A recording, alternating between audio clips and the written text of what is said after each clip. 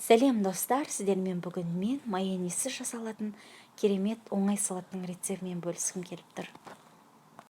Ол үшін бізге туралған тауықтың төс еті, дайын консервідегі фасоль, теркадан ұзынша етіліп өткізілген сәбізімізді қосамыз да, қосылған укроп, петрушка, татымына қарай тұз және де қаймағымызды қосамыз. Қаймақтың орнына майонез де қоссаңыз болады, ерік өзіңізде. Бәрін жақсылап араластырып аламыз.